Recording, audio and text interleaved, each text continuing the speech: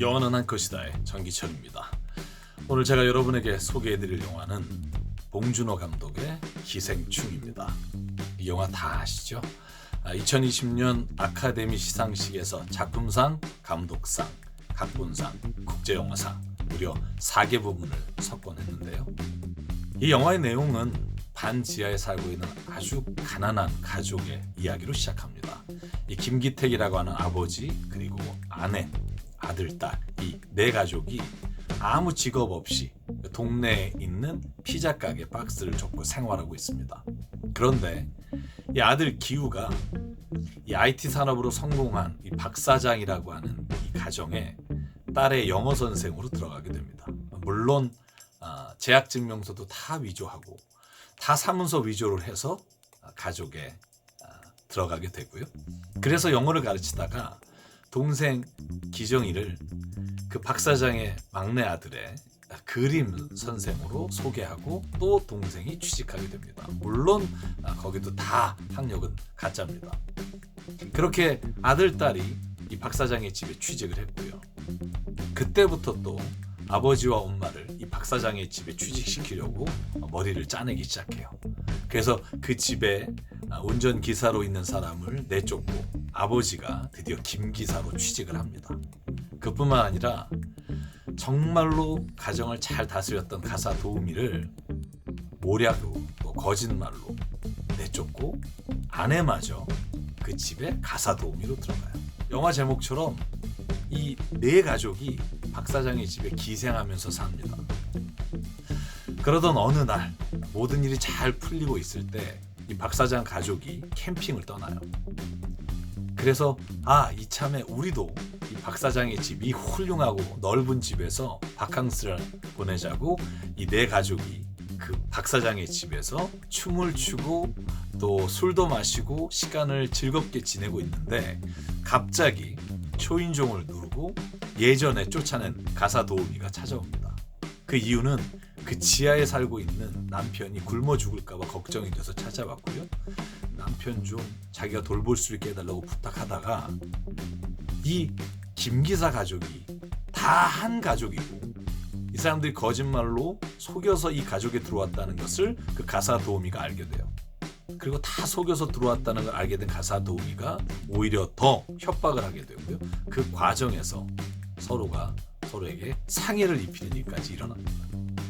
그리고 결국 이 영화는 박 사장이 죽는 것으로 그리고 김기사의 딸이 죽는 것으로 이 영화는 끝나게 됩니다. 여러분, 저는 이 영화에서 소개하고 싶은 한 컷은 이 박 사장과 김기사가 자가용 안에서 나누는 대화입니다.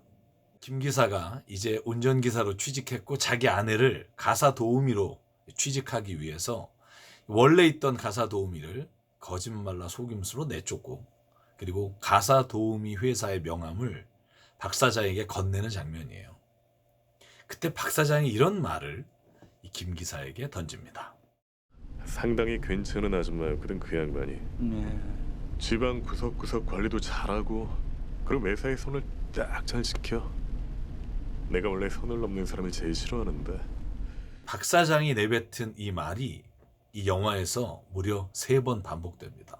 그게 뭐냐면 선을 넘지 않는다는 거예요. 선을 넘지 않는 한 나는 그 사람에 대해서 터치하지 않겠다는 겁니다.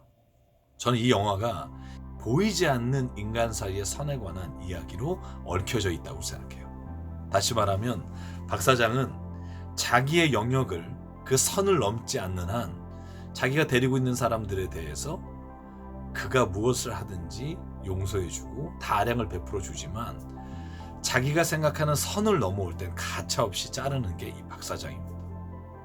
뿐만 아니라 김기사도 자기가 끊임없이 그 선을 넘으려고 하는 욕망을 채우기 위해서 자기 주변에 혹은 박 사장의 집에 있는 사람들을 아무런 양심의 가책 없이 다 쫓겨나게 만들고 그 선을 뛰어넘으려고 부단히 애를 쓰고 있는 것을 이 영화가 보여줍니다.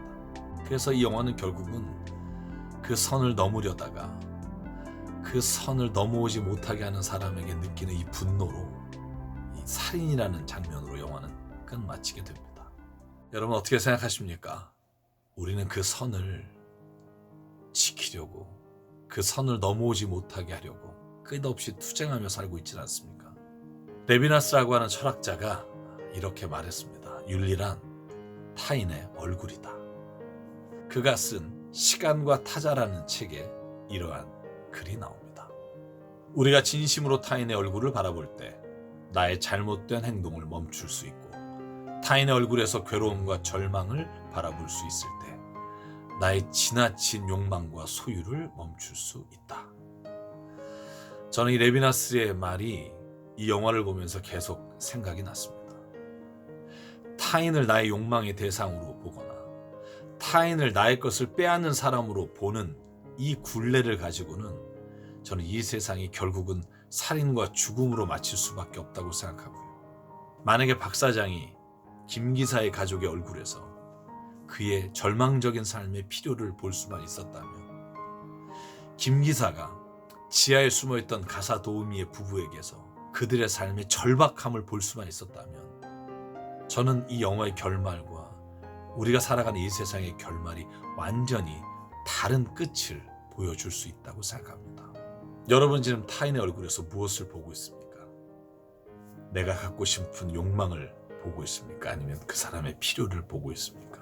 저는 이 기생충이라는 영화를 보면서 우리가 살아가는 세상이 선으로 단절되고 끊임없이 이 선을 넘으려는 사람과 이 선을 넘지 못하게 막는 사람의 싸움으로 점철되는 세상이 아니라, 선을 뛰어넘어 우리가 안아줄 수만 있으면, 그 얼굴을 보면서 필요를 채워줄 수만 있다면 이 세상이 얼마나 달라질 수 있을까? 저와 여러분은 좀 그렇게 살아갔으면 좋겠습니다. 서로가 안아줄 수 있고 서로가 뛰어넘어 품어줄 수만 있다면 저는 우리가 사는 세상은 지금과는 완전히 다른 그런 세상을 만들어갈 수 있다고 확신합니다. 영화는 한 컷이다의 전기철이었습니다. 지금 여러분 옆에 있는 코로나19로 인해 힘들어하는 사람의 얼굴을 좀 보십시오. 그러면 뭘 해야 되는지 알 수 있을 겁니다.